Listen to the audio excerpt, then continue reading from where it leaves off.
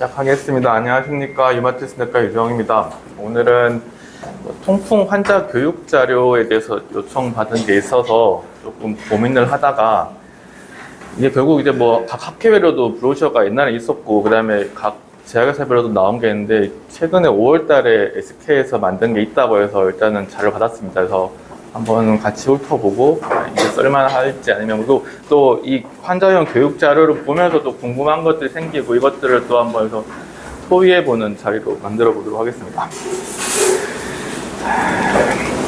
한 문단씩 보면 통풍이라는 일단은 뭐 말 자체는 바람만 스쳐도 아프다. 그만큼 진짜 아픈 병입니다. 이게 원래 환자가 통풍으로 진짜 오면은 걸어서 못 옵니다. 보통 이제 발에 생기면은 슬리퍼를 신고 그리고 병원에 오면 휠체어를 딱 태워서 들어올 때 이제 딱 보는 게 정말 통풍이구나.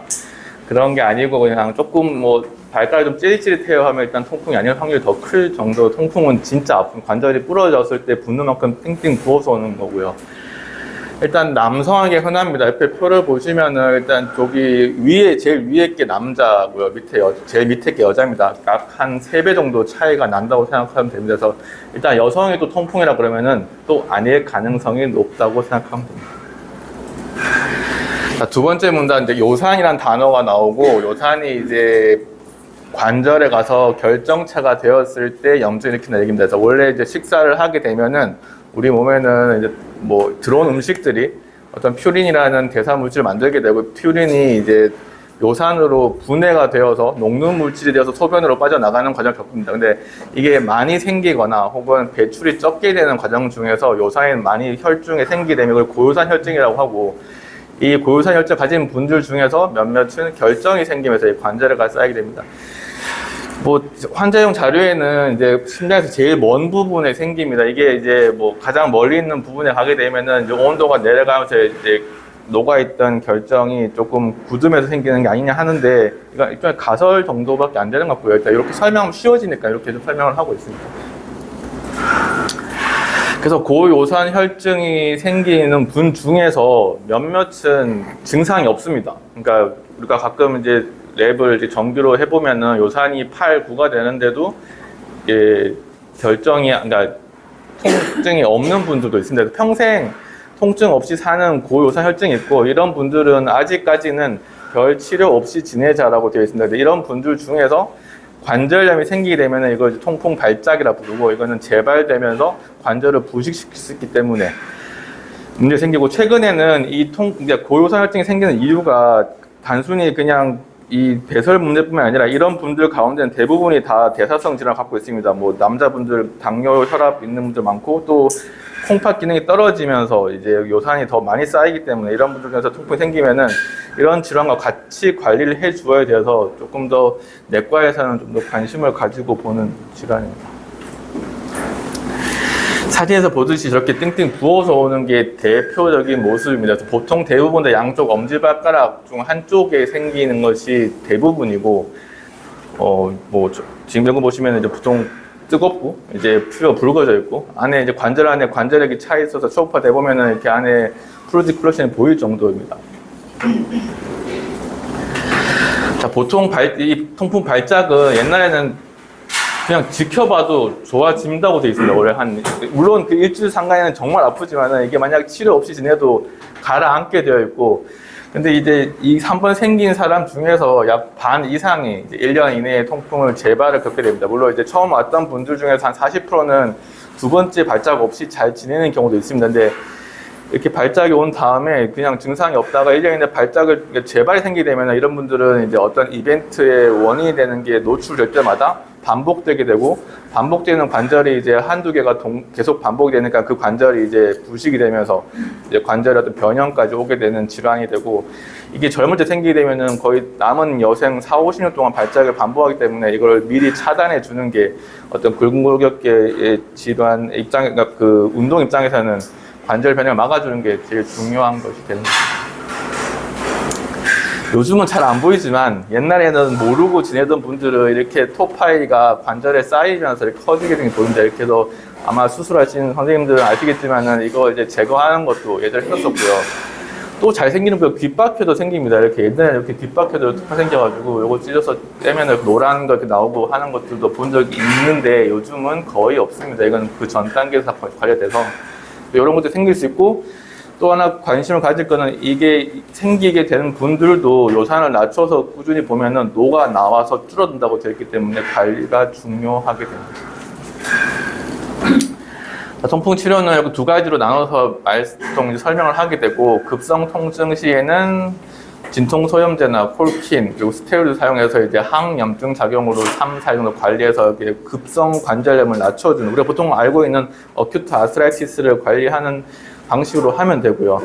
그리고 이제 그 급성기가 지나가면은 이제 요산 수치를 떨어뜨리기 위해서 요산 저하제를 쓰게 됩니다. 그래서 보통 이제 예전에는 알로퓨리놀이 대표적이었는데 지금은 좀 더 합병증이 적은 페소린, 이제 페브스타 쪽으로 이제 조금 더 많이 생기고, 그리고 뭐 가끔 하게 되지만 24시간 소변에서 요산 양을 구해서 만약에 배출량이 적으면은 벤조브로민이라는 약을 써서 배출량을 늘려주게 되면은 또 조금 더 감소하게 되는 그런 방식으로 통증 치료를 하게 됩니다.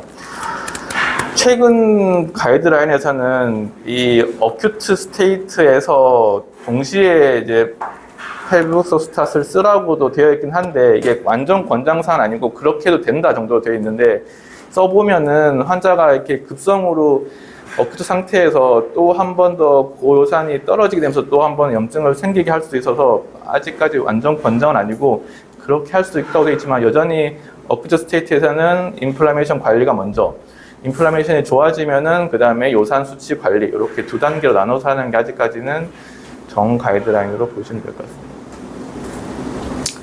자, 이제 환자들이 묻는 질문 몇 개 나오는데, 아플 때만 약 먹는 분들이 이제 오게 됩니다. 왜냐하면은 이게 처음에는 정말 첫 번째 발작을 오게 되면은 좀 어중간하게 됩니다. 원래는 이게 초음파를 봐서 정말로 어큐트 관절염 상태가 보이고 정말 딱 엄지발가락이고, 그리고 요산 수치가 8 이상이 되면은 전형적인 통풍이 하지만은 그렇지 않게 되는 게 왔을 경우에도 우리가 통풍을 의심하게 되는데, 그러면 저희 쪽에서도 약간 다음번에 생기면 봐요라는 얘기를 가끔 하게 됩니다. 그러면 환자도 약간 이게 통풍인지 긴가민가 하는데 한 3, 4개월 안 생기고, 그러면 약을 주시긴 하는데 안 아프니까는 중간에 끊게 되거든요. 그러면서 중간에 이제 두 번째 발작이 오면은 소염제 먹고, 아까도 얘기했듯이 한 열흘 사이에 낫게 되면은 그냥 좋아지나 보다 또 그냥 지나가게 되고, 그래서 이렇게 이제 사람들이 얘기를 하게 되고, 또 장기 복용에 대한 두려움 때문에 이런 얘기를 하게 되는데, 두 번째 문단을 보시면 아까도 말씀드렸지만 이제 대사성 질환들과 이제 겹치고 혈관 질환들과 겹치게 되면서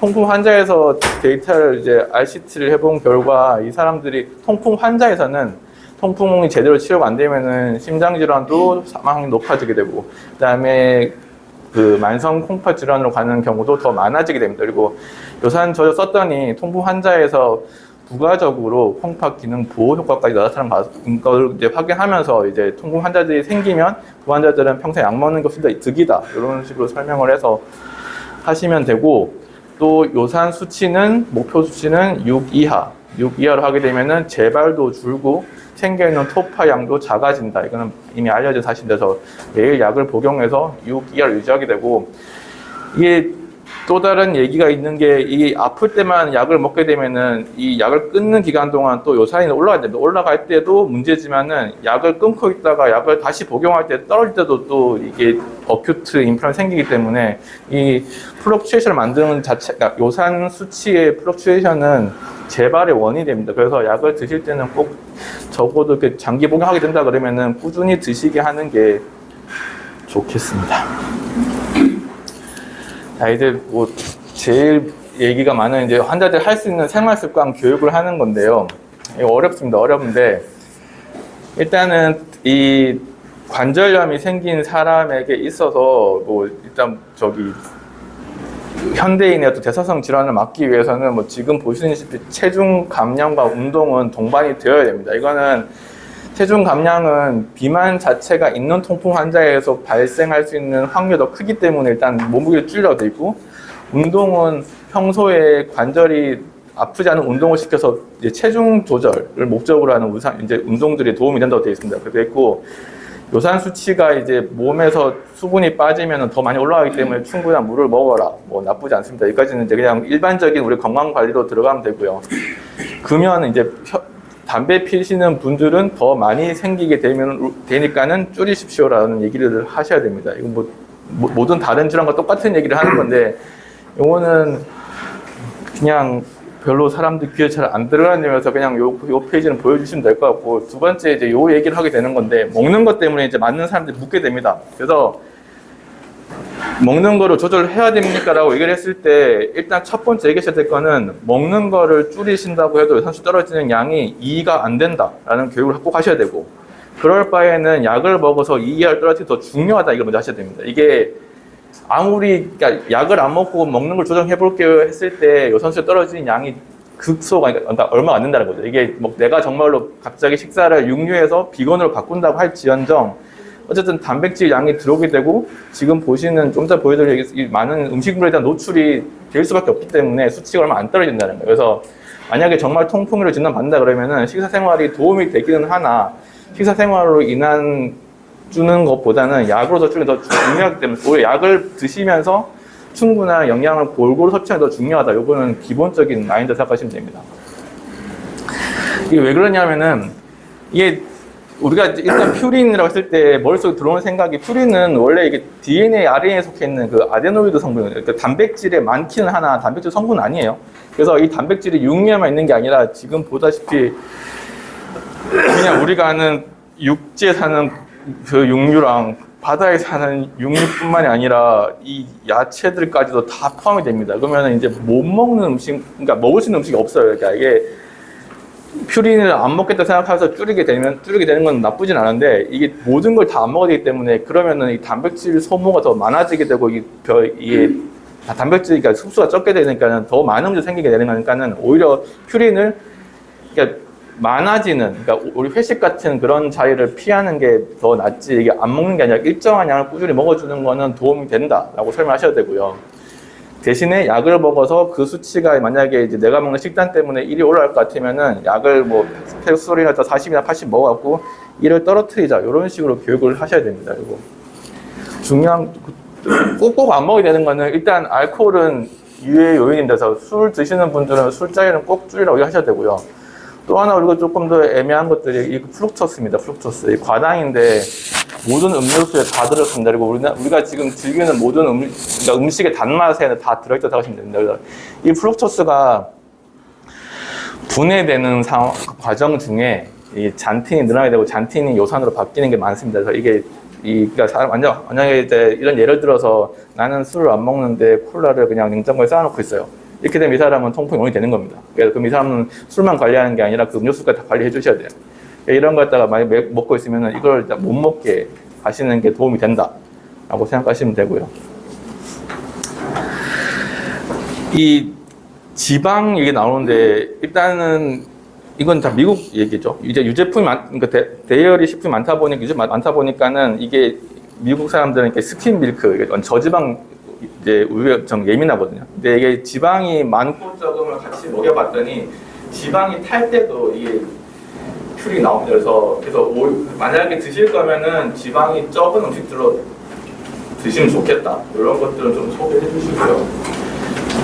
그리고 과일은, 과일에 보면 프루토스가 없느냐? 과일도 있습니다. 그래서 이게 막 프루토스에 꽂혀버리고, 만약에 과당에 꽂혀버리고 퓨리에 꽂히면은 그 사람 굶게 되는 거니까는 이걸 잘 교육을 해서 가능하면은 합성된 물질들을 줄이는 게 좋겠다라는 설명과, 대신에 이제 자연식품을 먹자. 자연식품 먹되 이거를 양을 갖다가 이렇게 막 들쑥날쑥하게 갑자기 몰아먹는 게 아니라 일정한 양을 섭취해주는 게 좋겠다 얘기를 하시고, 그렇게 되면 이제 과일도 줄이기는 하나 먹지 말라는 얘기는 못하는 거예요. 그러니까 권장이 되는 거예요. 드시긴 드셔야 돼요. 그러니까 이렇게 설명을 하고, 대신에 물을 충분히 먹어서 빠져나갈 수 있는 기회를 충분히 주고, 그리고 비타민 C 같은 보충물을 먹어서 이제 산화되는 물질을 막아서 항산화 해보자. 그 정도까지 교육을 하시면은 조금 도움이 되는데요.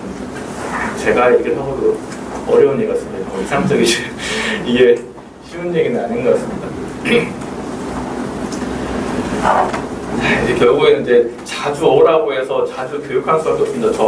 저 같은 경우는 뭐 통풍도 그렇고 당뇨도 그렇고 혈압도 그렇고 조절 안 되면 무조건 한 달 아니면 한 달 이내에 와서 가져온 숙제 맨날 냅니다. 이렇게 혈당 재우세요, 혈압 재우세요 이런 거 해가지고 그다음에 뭐 술 마신 횟수 적어오세요 해가지고 맨날 그거 저 갖고 오면은 참자에서 적어주고 그런 거 하는데 그런 식으로 자주 만나서 환자를 관리를 해야 환자도 관심이 생기게 되고 만약에 진짜 환자가 만약 바빠서 못 오게 되면 뭐 그건 어쩔 수 없는 거고요. 그래서 보면 올 때마다 조금 뭔가 그 질병에 대한 교육을 시켜주는 게 중요한 거 같고 약의 경우에도 환자한테 남은 약 다 들고 오세요 해서 남은 알약수 체크하고 그래서 이번 달에는 몇 개 남았네 몇 개 남았네 다 체크해주면서 관심을 보여주면은 환자가 조금 더 잘 따라오는 것 같습니다. 그렇게 하시면 조금 더 도움이 되고요.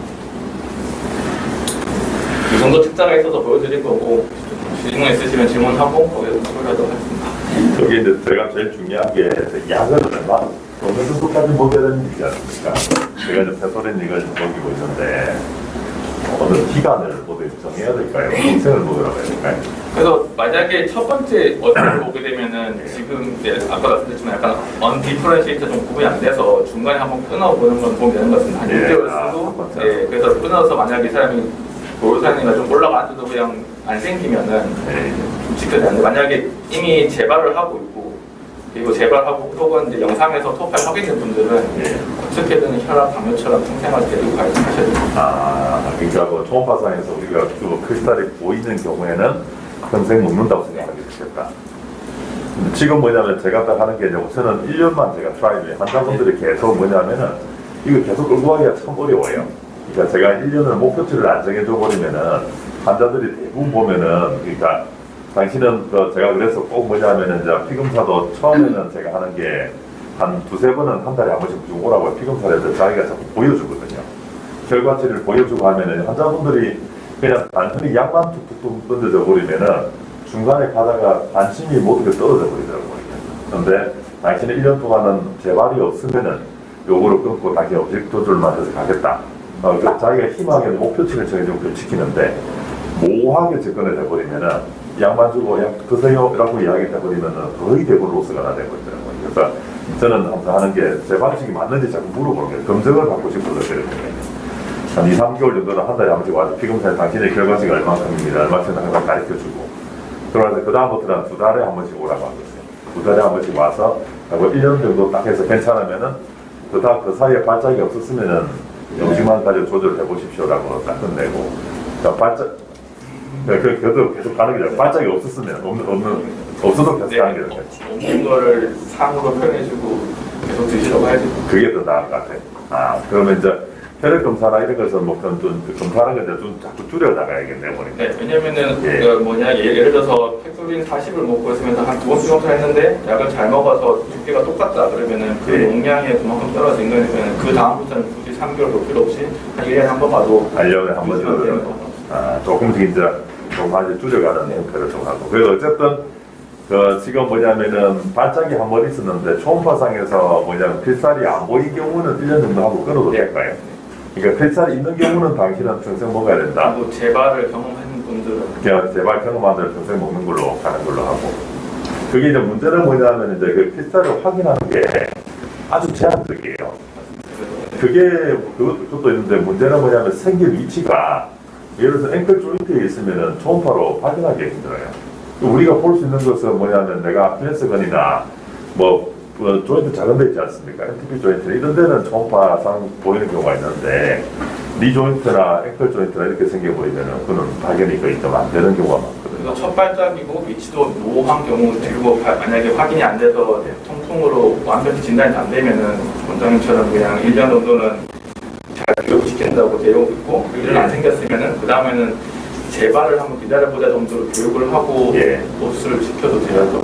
그러면 한 피혈액 검사를 한 2-3번 정도 했을 때 또 안정적인 느낌이 있으면 약만 조금씩 이제 먹고 이제 아까 이야기했죠.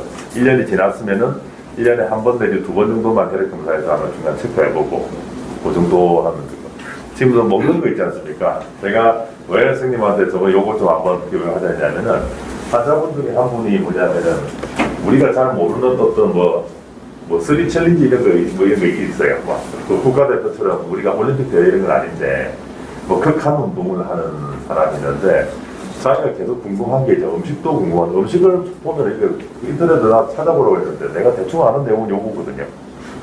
근데 좀 더 깊이 들어가니까 제가 뭔 얘기를 할지 모르겠는 걸 보니까 그럼 결론적으로 음식은 크게 중요하지 않다는 것을 폭식만 하지 않으면 줍니다. 그러니까 이제 쉽게 말하면은 음식이 이게 이 프로세션이 안 심할 정도로 이걸 유지하되 어느 정도는 이제 우리가 얘기한 것처럼 내가 항상 등푸른 생선하고 내장하고 술 종류 이렇게 이야기했던 꼭 거죠. 피하라고 하시면 네? 그건 꼭 피하라고 해요. 근데 안 먹을 수는 없을 거니까 그게 이제 너무 이게 왔다 갔다 만약 어느 정도 일정을 유지하는 정도가 중요하고 이게 이제 중요한 것은 약이 더 중요하다. 그게 더 약고. 하고 아까 운동 부분 있지 않습니까? 그분이 이제 관심 있는 게 운동 부분은 아까 어떤 짧게 언급됐는데 운동은 저도 이렇게 보면은 예. 이게 운동을 하는 게 통풍에 도움이 된다 아니라 예. 결국에는 관절의 어떤 상태를 그러니까 악화시키지 않아도 운동이면 상관이 없는 것 같아요. 이게 예. 그러니까 어차피 어쿠트 스테이트에서는 운동을 못 하는 거거든요. 예. 근데 만성 스테이트에서는 운동은 별 상관이 없는 것 같고 아니 이분이 뭐냐면 어떤 운동을 해야 되는지 자기가 그걸 물어보는 거예요. 그건 그냥 일반적인 체력 운동 정도가 내가 도움이 되면 그렇게 하는 게 맞는 거지 PR 운동에 꼭 있는 거 아니에요. 아, PR 운동은 여기 보니까 가벼운 유산소 운동이라는 용어가 돼 있길래 과격한 운동은 이제 그 원인이 되면서 운동하고 관련된 건 아닌데 그거하고 관련이 있겠네요. 너무 수분이 너무 빠져나가서 그거하고 관련이 있을까요? 딴 얘기인데 이게 아까 그 퓨린 나오는 게 먹는 것만 이거 이제 두 번째가 우리 몸의 근육이 깨지는 경우도 나오는 거거든요. 그래서 아, 퓨린이. 그러니까 쉽게 얘기하면 증상가 떠오면은 통풍 발작 생깁니다. 단식하면은 생깁니다. 근육이 파괴됐을 그죠? 때. 그런 식으로 되면 이제 내 몸에서 나오는 퓨린 양이 많아지게 되면 내 몸에서 나오는 세포가 깨져서 내 몸에서 나오는 아드레날린이 많아지게 되면은 혈중 수치가 올라가게 되는 거니까. 예. 그럴 때는 할 수 있는 건 예방은 어떻게든 숨도쳐서 이렇게 빨리 빼내는 게 중요한 거니까. 그 정도의 이게 만약에 내가 운동을 너무 열심히 하고 땀 흘렸는데 숨도쳐 못 따라간다. 그러면 일시적으로 퓨린이 일시적으로 요산이 올라가게 되는 게 생기는 거니까. 그럴 때는 발작이 생기는 가능성이 높아지니까 그 정도 예방이 되시면 근데 그러니까 환자분을 설명할 때는 가벼운 유산소 운동은 별 문제가 없는데 너무 격한 운동을 할 때는 아까 근육 파괴가 올 수 있기 때문에 요산 수치가 올라갈 수 있다. 대신 꼭 해야 되는 상황에서는 물을 좀 더 많이 먹는 형태로 가야 돼. 이렇게 접근하는 게 맞겠네요. 과장님 보면 우리 환자분들은 증상이 전혀 없으신데 어딘션하게 되면 요산이라고 하는 혈중 저희가 검사를 하거든요. 그런데 이제 그게 8 이상 되고 9.2 정도 되시는데 그러면 저희가 24시간 유린으로 배출되는 걸 측정하거든요.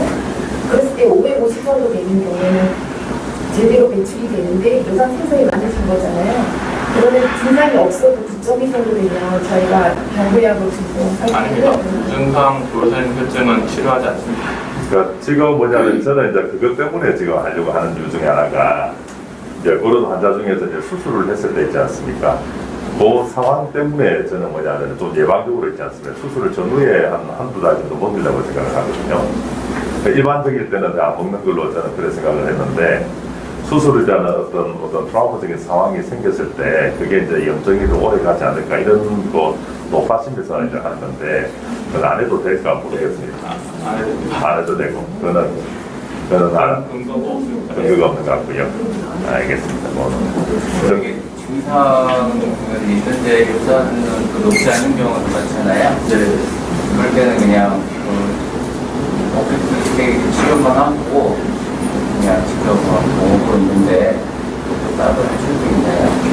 그러니까 만약에 그러니까 과거에 통풍 진단 받은 적이 있고 그리고 이제 어프트 스테이트 왔는데 그 요산검사 혈관이 한 3, 4 나왔는데 물어보니까는 태블릿을 먹지도 않고 있는데 좀 떨어진 상태라고 이제 가정을 하게 되면은 일단 어큐트를 마치고 그 다음에 이 환자의 평소의 수치를 다시 한번 체크하는 게 맞는 것 같습니다. 한 달 이내에 재검을 해가지고 일단 정말 3인인지 아니면은 일시적으로 3을 내려서 다시 올 건지를 좀 봐주시는 게 그래서 재검을 해서 이 사람의 평소 상태가 아프지 않은 상태에서 요산이 얼마까지 한두 번 봐서 그게 낮으면은 안 남을 때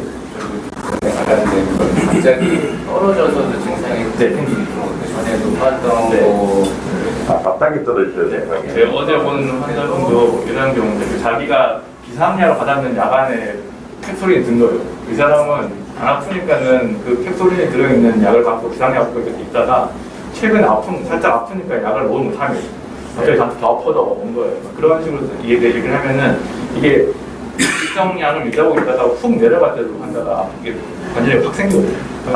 이게 그 예전에 얘기할 때는 몸에 있는 토파이가 이렇게 떨어뜨릴 때 녹아 나온다 이런 가설도 있었는데 그런 식으로 이게 변할 때 크리스탈이 생기는 걸로 되더라고요. 그러니까 변환세 통증이 네, 많이 그래서 들어서. 갑자기 그러니까 예를 들어서 그 우리가 6 정도가 된 사람이 노말이지 않습니까? 근데 그 사람이 갑자기 3으로 떨어져도 아플 수가 있다는 뜻이에요. 중식에서 이제 그렇게 해서 뭐 어떤 과정에서 떨어졌어. 그래서 우리가 보통 그 분화 11대 초반에 팩을 줄 때 콜킨 주는 이유가 예. 이게 내려갈 때도 생길 수 있는 염증 때문에 미리 환자를 주는 거거든요. 그래서 그런 목적으로 주는 거죠. 근데 이게 제가 보니까 아까 이야기했는데 그 문제가 좀 있어요. 그러니까 나이가 20대 환자분들 딱 보면은 통풍 환자 걸고 오면 또 표시가 나거든요. 살이 뚱뚱하거든요. 우선 뚱뚱한데 그걸 때 절고 오면은 거의 그 내가 95% 이상은 다 통풍 환자예요.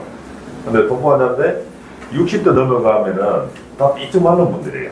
삐쩍 마른 분인데 통풍 증상은 분명한데 근데 이분은 아까 선생님 이야기한 것처럼 검사하면은 3, 4밖에 없어요.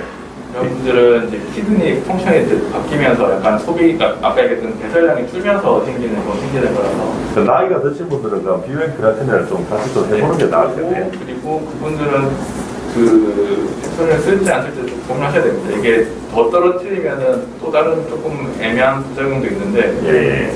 내과도 별개의 문제라서 이거 저희가 할 게 아닌 것 같아요. 더 낮은데 갑자기 동반짝 있는 분들은 안 그러면은 뭐 요즘 뭐 소변으로 배설되는 많이 하는데 그 약을 나이 드신 분들은 쓰는 게 나을 수도 있는 건가요? 근데 이것도 부작용이 있어서 그것도 일단은 고령에서는 텍솔이 제일 좋습니다. 그래서 낫고. 통풍 거의 한 70%가 당뇨 혈압이 전반이 있죠. 그럼 그런 분들은 이제 나이 드신 분들은 그걸 해야 되겠네요. 그냥 그러니까 어쨌든 조절을 통증이나 발작은 중간중간에 오니까 안 넘길 수는 또 없는 그런 문제잖아요. 그래서 검사를 하면은 나. 네, 그 증상이 이제 아니 그 해소림만 저도 이제 처방해드리는 분이 있는데 근데 보면 당뇨 혈압이 있는 분 같은데 검사도 안 하고 약간 안 드시려고 해서 제가 당뇨 혈압약을 지어주기 힘들고 이거를 좀 잘해서 선생님한테 보내 선생님이 좀 관리하면은 좋을 것 같아요. 증상 있을 때만 저한테 오더라도 그냥 없이는 선생님은 관리해야지 당뇨 혈압도 관리가 될 것 같아서 환자분들한테 어떻게 좀 뭐 있으면은 다른 대사질환 그런 거에 대한 위험성을 알릴 수 있는 거 좋은 교육 목적으로 내과에 들리면 제가 무조건 한 10분 강의를 알겠습니다. 네, 고맙습니다.